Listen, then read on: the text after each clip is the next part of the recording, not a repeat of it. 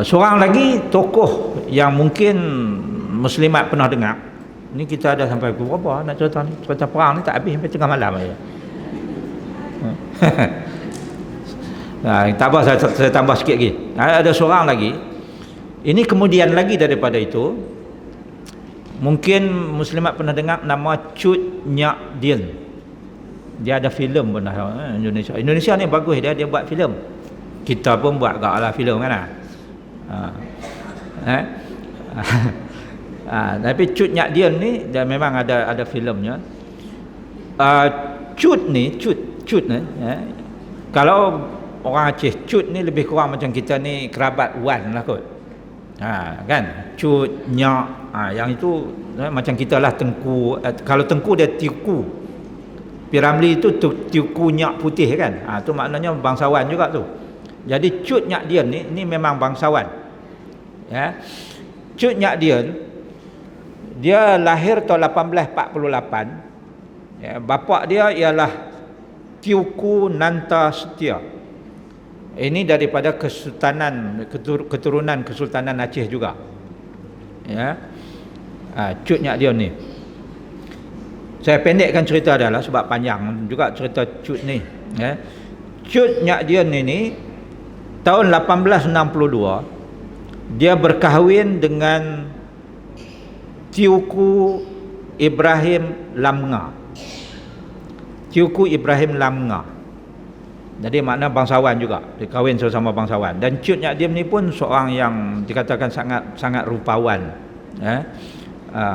Anak bangsawan Aceh yang sangat rupawan. Dengan perkahwinan dengan Tiuku Ibrahim Lamnga ni, dia dapat seorang anak yang namanya Cut Gambang. Daripada keturunan Cut ni kan, Cut Gambang. Cut Gambang ni kemudiannya berkahwin dengan Tiuku Mayet Ditiro. Tiuku Mayet Ditiro ni adalah anak kepada Tiuku Cik Ditiro. Kalau perempuan ingat gerakan Aceh Merdeka dulu, gerakan Aceh Merdeka itu pemimpinnya namanya Hasan Ditiro, daripada keturunan Ditiro ni lah. Tetapi akhirnya gerakan Aceh Merdeka itu terbubar selepas berlakunya peristiwa tsunami. Kalau puan-puan ingat Tan Sri Sanusi Jonit, itu adalah anak saudara kepada Hasan Ditiro. Jadi puak-puak Aceh mereka lah tu. Mereka main ke sini kan. Kan di Penang ni ramai puak-puak Aceh ni. Sampai ada Aceh Street dan sebagainya. Aceh duduk lama dah di Penang, barulah Francis Lai mai. Sebab itu kita bantah kalau dalam sejarah kata Francis Lai orang yang membuka Pulau Pinang. Buka tenggorak dia apa? Dah ada orang Aceh, dah ada orang Pulau Pinang pun dah ada dah. Kan? Ya, bukan main lagi. 1786 tulis dalam buku sejarah. Francis Lai membuka Pulau Pinang. Awak sebelum tu siapa katuk? Main duk buka. Ya. Bohong nombor satu. Ni saya cakap gini, lepas tu depa marah saya. Ya. Jadi pada bulan Mac 1873 meletusnya perang Aceh yang pertama. Belanda menyerang Aceh. Sebab Belanda ni dia nak menguasai seluruh Jawa dan juga seluruh Sumatera. Jadi dia menyerang Aceh 1873 bulan Mac. Dalam perang Aceh yang pertama tu, Aceh menang. Aceh menang dan kepala perang Belanda masa itu iaitu Johan Kohler. Johan Kohler itu sendiri kena tembak mati di bawah satu pokok sak. Dia duduk sembunyi dalam tu. Orang Aceh tembak dia, berdebum kena mati. Jadi berundurlah puak-puak Belanda ni, menanglah Aceh. Kan? Pokok tu dipotong dan kayunya hari ini disimpan sebagai satu artifak kenang-kenangan di Muzium Aceh. Saya pi ke Aceh ni 6 tahun selepas tsunami dan saya pi tengoklah batang pokok kayu besar dipotong dan disimpan sebagai kenang-kenangan untuk menunjukkan kepada generasi kemudian bahawa di bawah pokok besar ni lah Johan Kohler kena tembak mati dengan pejuang Aceh. Itu sakannya orang Aceh, dia nak naikkan semangat kan. Kita tak ada benda gitu kan. Jadi sebab tu kita duk semangat benda lain. Bulan November tahun yang sama, Belanda nak balas dendam, maka mereka melancarkan perang Aceh yang kedua. Dalam perang Aceh yang kedua ni, Teuku Ibrahim Lamga syahid di sebuah tempat yang bernama Selageli Tarun pada tahun 1878 sebenarnya. 1878 dalam perang Aceh yang kedua, Teuku Ibrahim Lamga ni syahid. Nampak?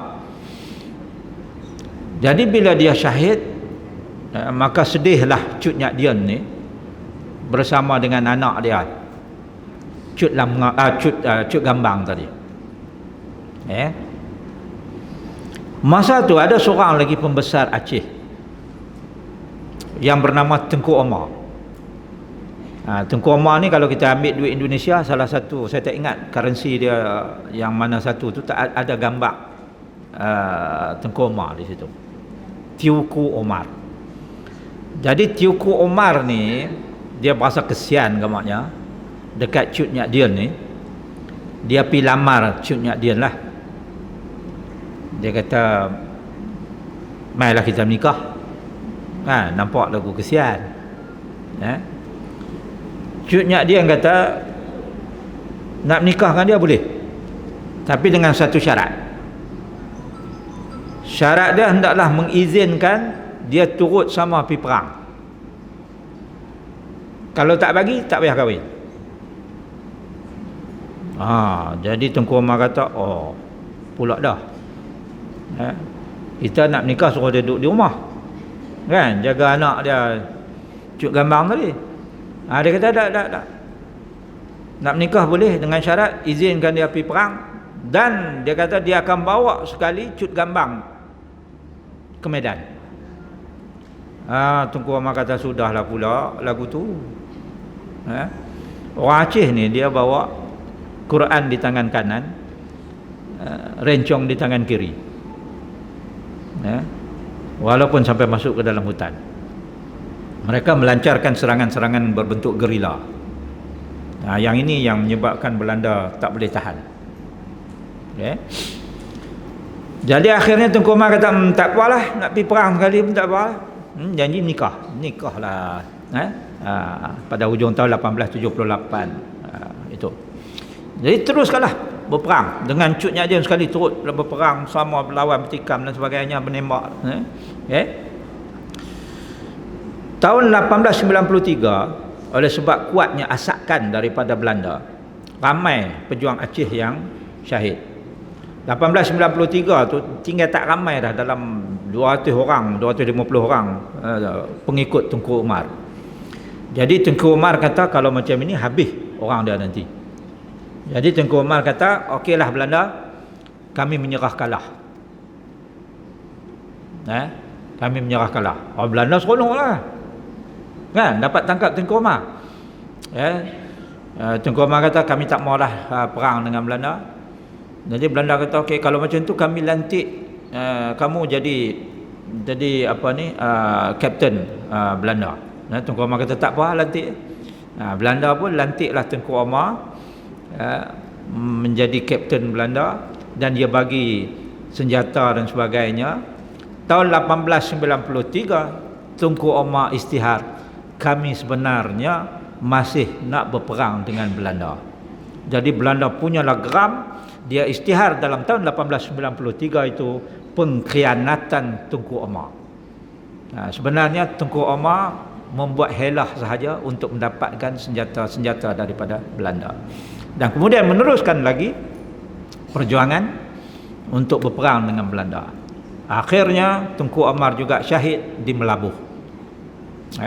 Bila Tengku Omar syahid di Melabuh, tempat yang namanya Melabuh itu, Cut Nyak Dien ni meneruskan perjuangan Tengku Omar. Dia pula memimpin orang-orang Tengku Umar untuk terus menyerang Belanda. Sampailah dia makin tua, dan satu masalah dengan Cut Nyak Dien ni, bila dia semakin tua, dia jadi rabun, mata dia tak nampak. Bila mata dia tak nampak, dia dah susah nak, masih lagi berperang, tapi susah lah nak pergi perang, mata tak nampak kan, mata rabun teruk. Orang dulu tak ada spek ni masa tu, tak buat kedai spek, orang tak ada lagi. Jadi tak boleh nak buat spek. Profesor Muhayyam tak ada lagi kan, nak berubat mata. Jadi ada seorang pengikut dia nama Pang Laut. Pang Laut ini pernah sebut kepada dia, dia kata, Cut serah dirilah kepada Belanda, supaya Belanda tak main tembak Cut dalam keadaan Cut teruk macam ni. Mata pun tak nampak, jalan pun sakit lutut, nak buat guna kan. Jadi dia kesian sangat tengok Cut ni.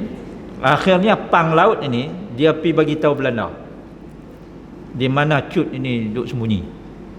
Tahun 1901 Cut Nyak Dien ditangkap. Ditangkap, kemudian dibawa ke Bandar Aceh, dan Belanda pun ubat mata dia dan sebagainya. Kemudian Belanda takut. Cut ni dia tak payah pergi Medan pun, sebut nama dia saja, orang Aceh sudah naik semangat.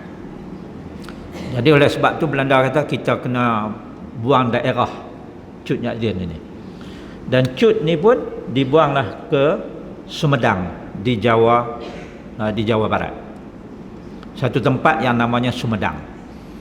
Jadi Cut ni apabila dibuang ke Sumedang, dia duduk mengajak Quran dekat anak-anak di Sumedang, di samping memasukkan semangat jati diri orang Melayu di alam Melayu ini.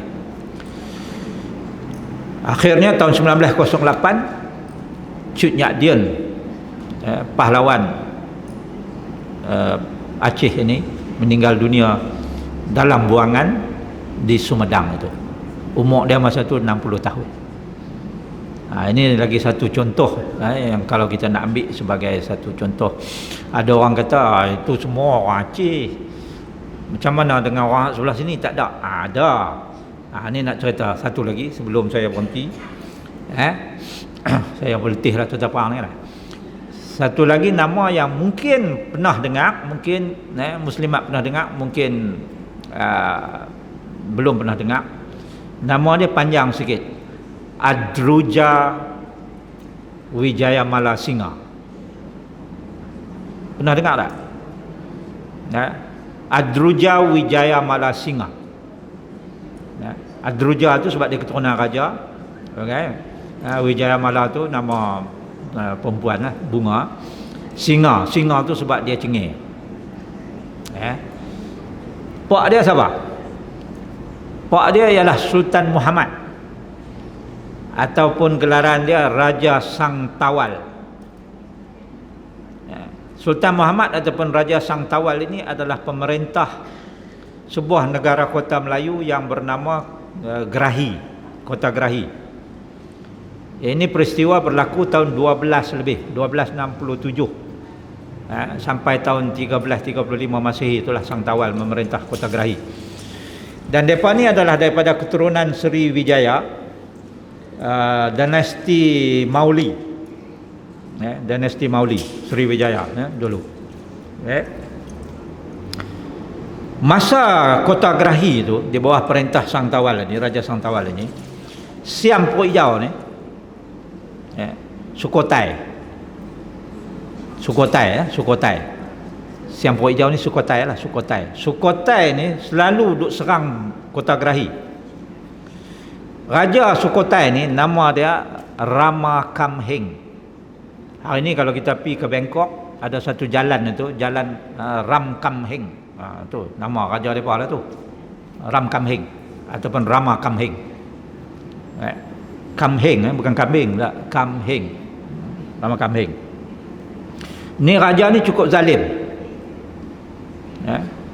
Puak-puak siang perut hijau ni memang zalim. Masa mereka serang Kedah dulu pun, perang musuh bisik yang saya duk sebut tu, yang daripada buat TikTok tu kan, tahun 1831 sampai 1842, dia belah perut orang perempuan yang sedang hamil, dia toreh perut, macam-macam dia buat. Dia pijak dengan gajah. Ini puak-puak Sukhothai ni, memang puak-puak yang zalim. Jadi banyak kalilah Sukhothai di bawah Rama Kamheng ni cuba untuk menyerang kerajaan-kerajaan Melayu di Segenting Kera. Segenting Kera ni kalau hari ni kita kata Selatan Thai lah. Tetapi banyak kali serangan mereka itu dipatahkan, terutamanya oleh Raja Aminuddin. Raja Aminuddin ni ialah Tok Wan kepada Adruja tadi. Dia Tok Wan kepada Adruja tadi. Jadi Adruja ni dia masa kecil lagi, oleh sebab dia anak raja, kan? Dia punya minat ialah naik kuda. Dan daripada kecil lagi dia sudah boleh menunggang kuda dengan baik, menunggang kuda dengan laju. Dan satu lagi kekuatan dia pandai main kelewang.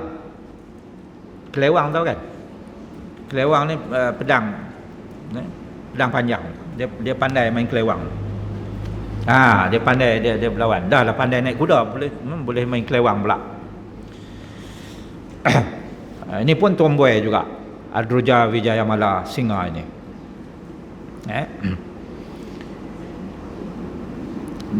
Masa dia makin remaja lah, umur belasan tahun, dia selalu ikut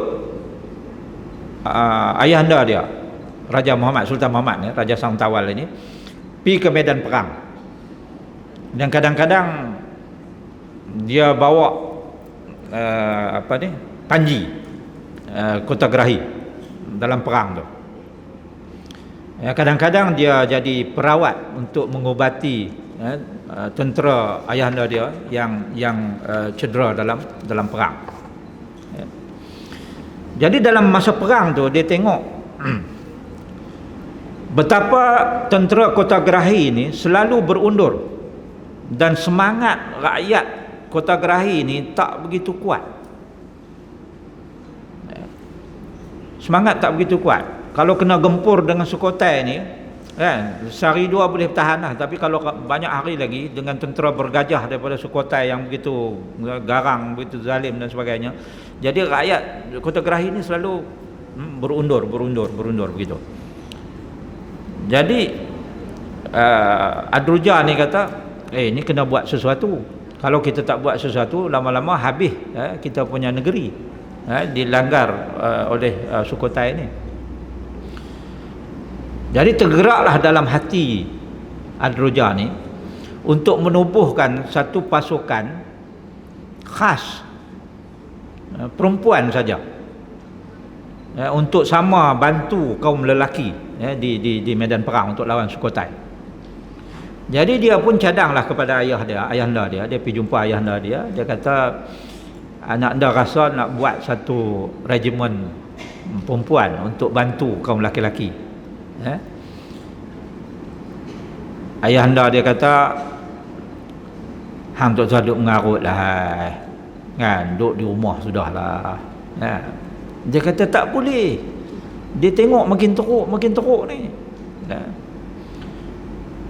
Ayahanda dia kata, duk di rumah sudahlah, duk kalut nak pergi perang buat apa. Dia kata tak boleh, semangat kuat. Ayahanda dia kata kacau kalau macam tu. Lagu ni lah ayahanda dia kata, hang nikah lah. Orang dulu silap sikit suruh nikah, habis tu tak. Hang nikah lah. Saya pun pernah gertak anak perempuan saya. Macam tu juga. Anak perempuan saya nombor 2 perempuan. Anak saya laki perempuan. Jadi perempuan hak nombor 2 ni, dia kerja dengan Astro lah ni. Satu hari dia mai jumpa saya. Dia kata, papa, dia nak beli Superbike, motor besar. Saya kata sudah. Dia kata kat dia, beli motor besar, papa bagi hang nikah. Langsung sampai hari ni dia tak sebut dah. Jadi sang tawar ni pun saya rasa macam tu juga kot, kan, minta nak pergi perang, dia suruh menikah. Bila dia kata macam tu, Ad-Durjah kata macam ni, kalau ayah anda nak kahwinkan anak anda setuju dengan syarat calon hak nak menikah dengan anak anda tu, dia kena lawan dulu dengan anak anda, 1 lawan 1. Kalau menang boleh kahwin. Ayah anda dia kata, hang kata lagu tu siapa nak menikah dengan hang? Tak ada siapa. Tahu pun dia kata. Jadi dia duduk pujuk. Lama-lama ayah anda dia kata, ikut hang lah, nak buat regimen perempuan tu, buatlah. Jadi Ad-Durjah pun bila ayah anda dia kata okey, dia pilah pujuk. Dia pujuk anak dara lah, yang sama-sama bayar dengan dia tu. Pujuk, semua tak mau. Kan, semua orang kata, kerja gila buat apa? Baik kami duduk di rumah buat cucuk jagung ke. Lama tak makan cucuk jagung. Cucuk jagung ke, cucuk sampah ke, kan. Ada apa dah, pada pergi duduk perang kan. Perang tu kerja orang jantan, orang lelaki. Dia pujuk anak dara semua tak mau. Dia kata gagal lah. Cuba pula dia pergi pujuk janda-janda muda yang kematian suami di medan perang akibat berperang dengan Sukhothai. Semua pun tak mau juga. Jadi kecewalah Ad-Durjah ni, dan dia marah. Dia kata kepada anak-anak dara dan juga janda-janda tadi, dia kata, sekarang apa dah jadi kepada kamu, dia kata. Hidup tercungap-cungap, merempat, harapkan belas kasihan orang, bagaikan pengemis. Lebih baik kalian aku latih agar dapat berperang, supaya kamu menjadi lebih berani daripada bapak-bapak dan abang-abang kamu yang takut berdepan dengan gajah Sukhothai. Dia kata, inilah masa untuk kamu menuntut bela agar tenteram roh mereka yang sudah pergi. Beta ni tak dapat nak memberikan kamu semua harta, tetapi ingat, ketika kalian mati, kalian akan mati syahid kerana mempertahankan agama dan negara kalian. Itulah janji bagi orang Islam, agama yang baru kamu anuti sekarang. Masa tu kan orang Gerahi baru masuk Islam. Dia kata ni, agama yang baru kita masuk ni, agama Islam ni, memang suruh kita berjuang. Jangan berputus asa. Pertahankan agama, pertahankan negara, pertahankan maruah. Jadi bila dengar ucapan dia itu, barulah anak-anak dara, janda muda tadi, baru seolah-olah tersentak daripada lena. Dan akhirnya mereka pun bersetuju untuk menyertai regimen yang ditubuhkan oleh Ad-Durjah tadi. Jadi dia minta daripada ayahanda dia kuda-kuda yang dibeli daripada Arab dan juga Turki. Kemudian dia minta senjata-senjata ringan yang mudah digunakan oleh orang perempuan. Dan dia sendiri pun, kuda dia tu kuda putih, nama kuda dia tu Halilintar.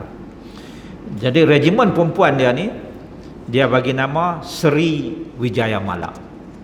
Sri Wijayamala. Ini regimen wanita yang ditubuhkan oleh Ad-Durjah tadi.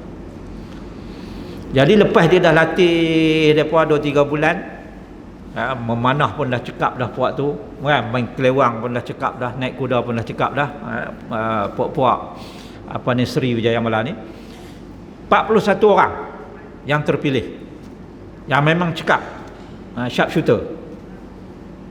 Dia bawa lah pergi ke depan istana. Masa tu Sultan Sang Tawal ini dengan pembesar-pembesar dia tengah mesyuarat, dengan panglima-panglima dia tengah mesyuarat. Tengah mesyuarat ni pasal apa? Sukhothai nak serang pula dah. Tengah mesyuarat, dia masuk dalam bilik mesyuarat tu, dia bagi tahu, dia kata 41 orang ready untuk berperang sekali. Mai tengok. Mai tengok. Kita tengok.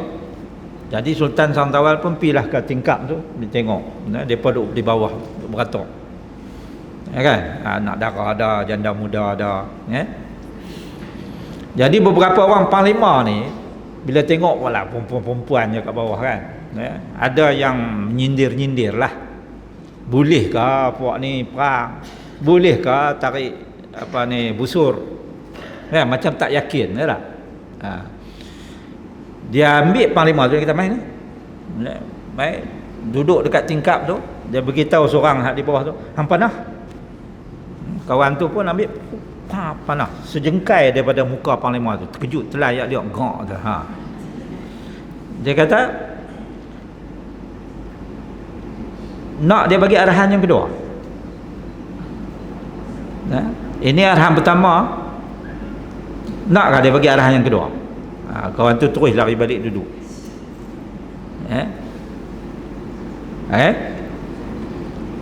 Jadi ayah dia kata, tak apalah, bolehlah puak-puak ni. Bolehlah puak-puak ni.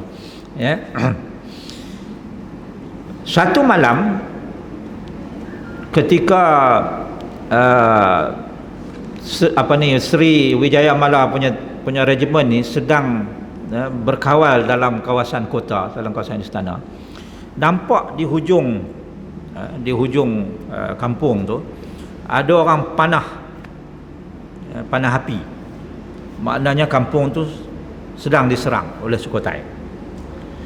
Jadi Adruja bawa puak-puak dia tu, 41 orang tu, pi ke kampung tu.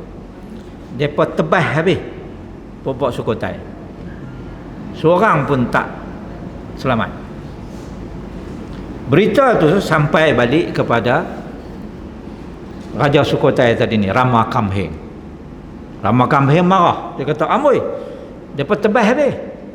Seorang pun tak tinggal." Dia kata, "Siapkan tentera, aku sendiri akan mengapalai tentera ni.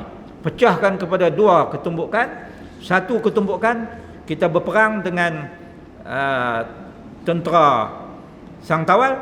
Satu ketumbukan lagi kita pergi serang dan rampas Kota Gerahi." Macam tu. Jadi Raja Sangtawal pun kelakabutlah bila dia dapat tahu bahawa Rama Kamheng sendiri nak main perang.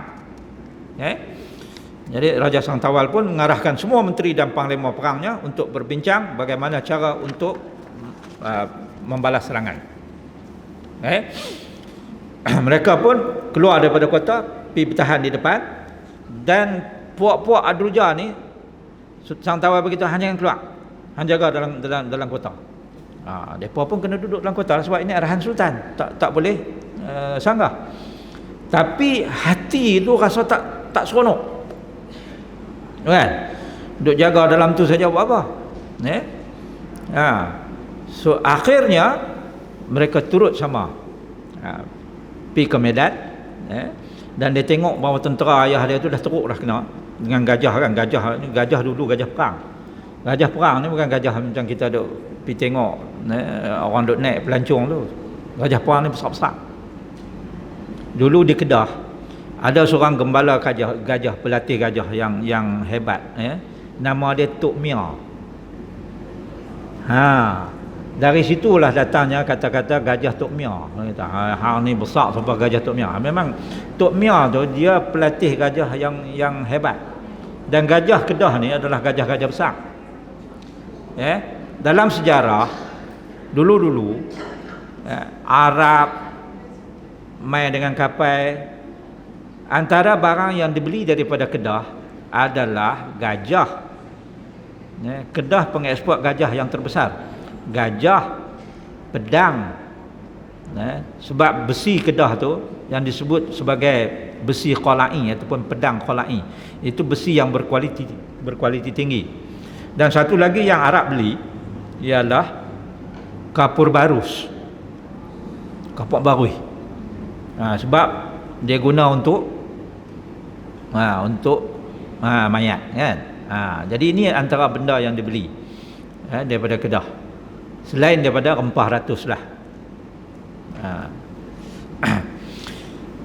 Jadi bila gajah-gajah Sukhothai ni, gajah-gajah besar ni menyerang, Gerahi tak Sangtawal dia tak boleh tahan. Jadi mujuklah masa tu puak-puak Adruja tadi ni, puak-puak Sri Wijayamala ni sampai untuk membantu. Dan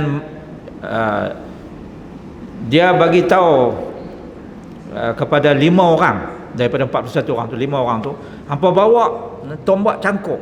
Bila bawa tombak cangkuk pi berdepan dengan gajah ni, gajah takut kan, cucuk gajah takut, pakat jadi tak ketawa hala gajah. Bila gajah jadi tak ketawa hala, yang duduk atas gajah pun jadi payah nak berlawan lah. Masa itulah dia angkat kelewang dia tu, ada nama kelewang dia pun Adruja ni, kelewang dia nama Kilatan.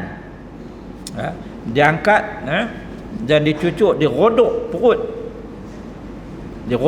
perut Rama Kamheng. Dia rodok dan ditolak naik atas daripada perut itu sampai ke tenggorok, terbuka dia punya jantung dan sebagainya. Kemudian bila jatuh tu dia cantai kepala putui. Salah seorang dia punya panglima dia lah, yang sama-sama dalam Sri Wijaya Mala tu, ambil kepala tu dan dia cucuk dengan tombak dan pacak. Badan dia suruh 2 lagi tarik, bawa pergi ke laut, cincang. Siapa yang cuba nak ambil balik, tebas sekali cincang. Dia cincang. Bila tengok dia punya raja dah kena, Sukhothai ni jadi takut.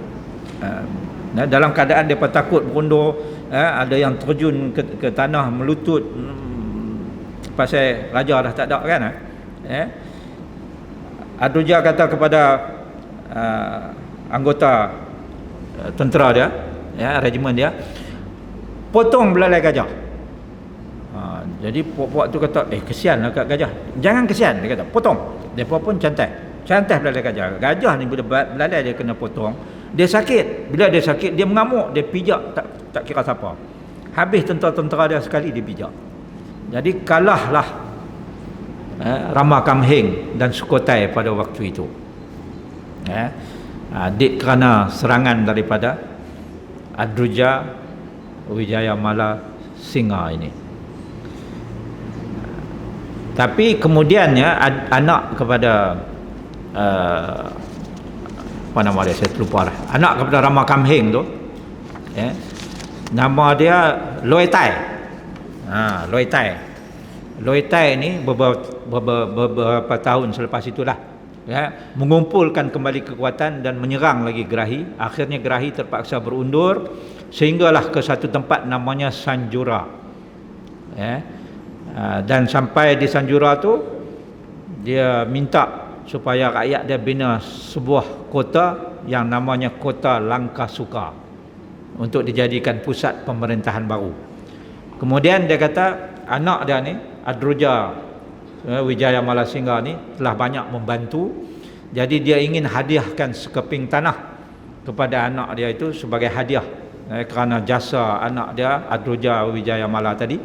Maka tanah itu diberi nama Tanah Seri Indah Sekebun Bunga.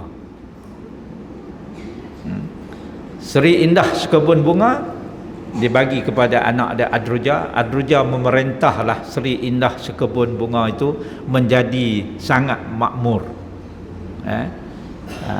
Dan selepas daripada itu dia tukarlah nama dia Adruja Wijayamala Singa, juga dikenali sebagai Cik Siti Wan Kembang.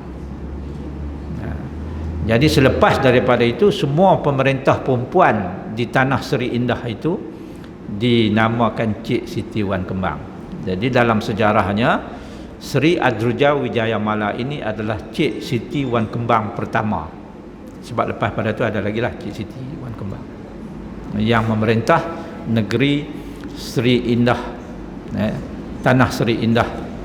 Seri Indah ni sebut cepat jadi Tanah Serendah, Sekebun Bunga yang hari ini kita sebut Kelantan. Itu cerita perjuangan itu. di tempat kita lah di Semenanjung. Ya. Habis lain pada itu tak ada sejarah sentiasa berterusan, ya. Dalam perang musuh bisik yang saya sebut tadi tahun 1821 kan, Siam serang bulan November itu, ya. 1831, ya, Tengku Kudin, Syed Zainal Abidin, ya, menyerang balas dan berjaya menduduki kembali kota Kuala Kedah, ya, dengan pejuang-pejuang Kedah. Pejuang-pejuang Kedah berperang mempertahankan 3,000, ya, berjuang mempertahankan asakan kembali Siam dengan bantuan British. Siam pakat dengan British untuk menyerang balik kota Kuala Kedah itu, ya. Akhirnya mereka berjaya merampas kembali kota Kuala Kedah. Gugur syahid pejuang Kedah masa itu 1,255 orang. Daripada 1,255 orang yang gugur syahid itu, 655 laki-laki, 600 adalah Sri Kandi, pejuang wanita Kedah. Jadi, orang kita pun hebat juga. 600 yang mengangkat bedil istinggar, yang mengangkat pedang. Sebab itu sumpah Tunku Mat Saad, dia kata selagi kami boleh mengangkat pedang, boleh memegang tombak, maka tanah Kedah ini akan kami tuntut kembali. Jangan marahlah, no? Hak tu kata Tunku Mat Saad. Itu 1838. Ya. Jadi pejuang-pejuang kita ni hebat. Kalau muslimat hari ni macam mana pula? Kita tak perang dengan siapa-siapa dah. Nak berjuang apa ni? Ada 3 jenis perjuangan untuk para muslimat teruskan atas semangat Adruja, atas semangat Kumala Hayati, atas semangat Sri Kandi Tun Fatimah. Yang pertama adalah perjuangan untuk keluarga. Perjuangan untuk keluarga. Suami, anak-anak, itu semuanya adalah merupakan medan untuk para muslimat perjuangkan. Semalam saya tulis dalam Facebook saya, bila keluar keputusan SPM. SPM ni kita tahulah, law ni banyak orang dapat banyak A kan. Zaman saya dulu nak boleh A seketui pun bukan main payah.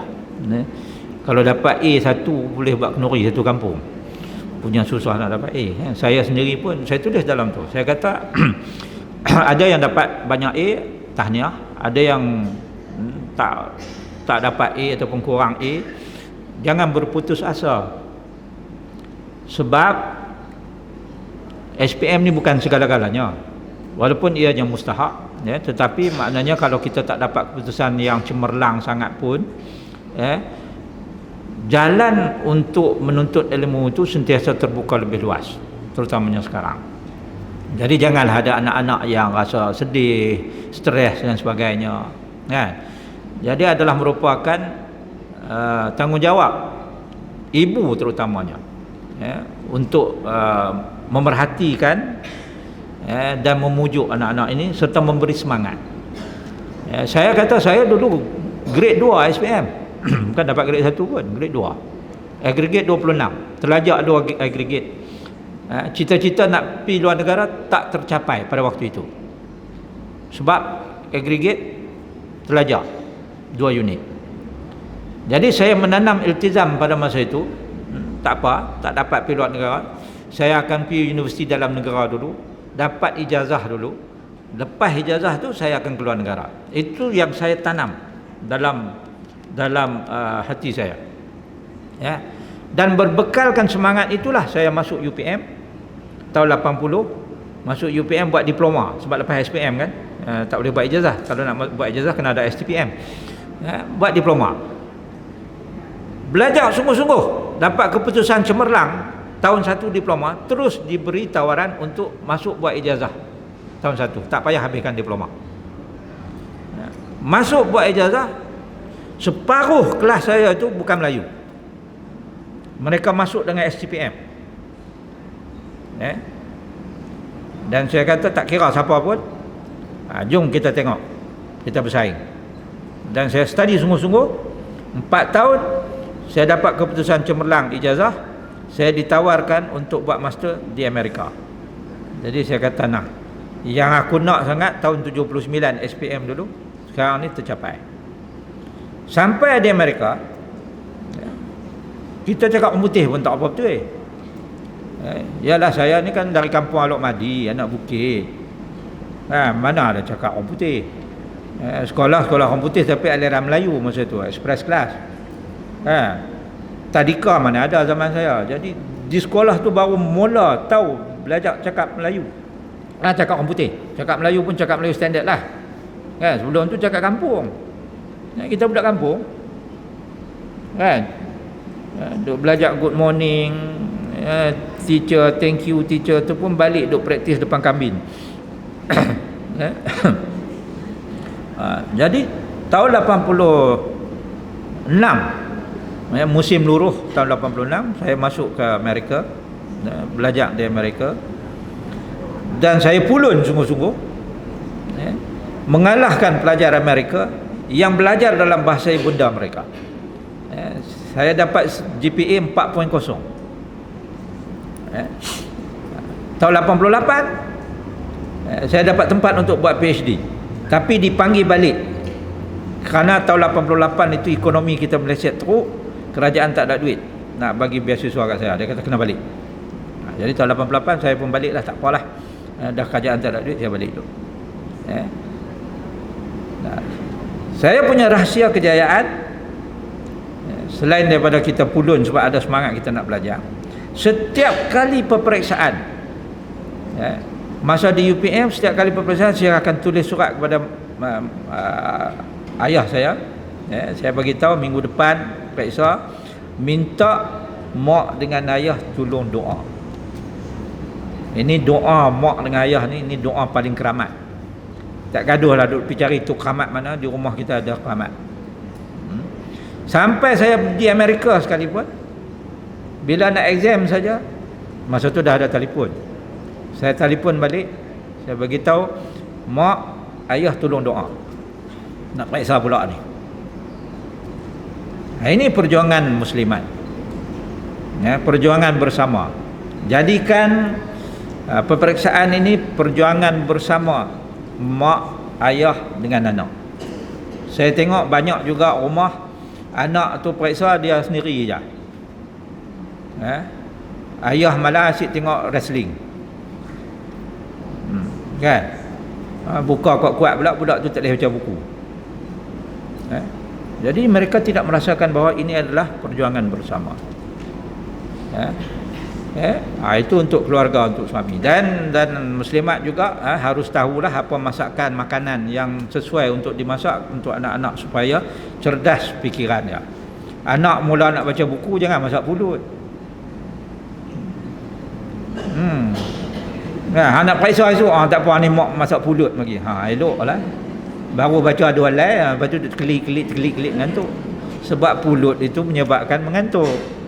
Kan? Jadi kena tahu. Selalu ikut kursus-kursus berkenaan dengan pemakanan ini, nutrition ini, apa yang sesuai untuk pemikiran anak-anak, kan? Saya banyak kali dalam kursus untuk khotib-khotib, tapi ada negeri setuju, ada negeri tak setuju, maklumlah itu di luar kawalan saya, kan? Saya kata apabila dekat nak SPM ini, pastikan khutbah menyentuh tentang peperiksaan dan tegur jemaah mulai malam ini. Pastikan bapak-bapak, pastikan anak mula menelaah pelajaran lebih kurang sebulan sebelum peperiksaan. Dan bapak-bapak kena ada di rumah, jangan duk merayau tak tentu arah. Jadi saya tanya khatib, berani tak kata gitu? Ada yang kata boleh, ada yang kata payah gitu. Kenapa ingat? Sebab inilah perjuangan kita. Sekarang ni kita tak perang, tapi kita bertempur melalui pendidikan. Kemudian perjuangan untuk masyarakat. Masalah kita orang Melayu ni adalah masalah perpecahan, dan orang Melayu mudah sangat untuk berpecah. Semalam di masjid Rantau Panjang, saya sebut tentang bagaimana 800 tahun Islam memerintah Andalusia. Akhirnya mereka ditewaskan oleh tentera Kristian di bawah pimpinan Ferdinand dan Isabella kerana perpecahan sesama orang Islam. Sultan terakhir Andalusia itu di Granada yang bernama Abu Abdillah. Dia berkelahi dengan puak nakan dia dan dia minta bantuan Yahudi dan juga Kristian Ferdinand tadi. Tengok, kita gaduh sesama kita minta bantuan daripada orang lain. Apa jadi? Orang lain itulah akhirnya menguasai kita. Dan penyudahnya Abu Abdillah dihalau keluar dari Granada, daripada Alhambra itu. Sejarah sentiasa berulang kalau kita tak ambil iktibar daripada sejarah. Kita pun tengok banyak kali dah berlaku dalam masyarakat kita. Kan, kita gaduh sama kita yang boleh diselesaikan di meja perundingan, yang boleh diselesaikan dengan perundingan di masjid dan sebagainya, tempat yang mulia, tempat orang mencari keamanan. Kita tak buat cara itu, kita pergi lantik orang lain, bangsa lain, agama lain untuk tolong kita. Penyudahnya kita sama kita lingkup habis semua. Orang lain makin dapat manfaat. Daripada tanah 99 tahun, orang lain berjuang untuk 999 tahun. Kita bercakaran sama sendiri. Ini perjuangan-perjuangan kita, dan perjuangan-perjuangan ini adalah perjuangan yang dituntut oleh agama kita. Saya bercakap lama lah kot, kat pukul 11 dah, daripada pukul 9 tadi 2 jam. Jadi saya mohon untuk berhenti di sini. Ustaz Usop tak ada saya serahkan kembali majlis ini kepada penganjur. Mudah-mudahan apa yang kita bincang ini dapat dimanfaatkan. Terima kasih di atas perhatian, mohon maaf di atas keterlanjuran. Aqulu qawli hadza wa astaghfirullahal azim li wa lakum. Wassalamualaikum warahmatullahi wabarakatuh.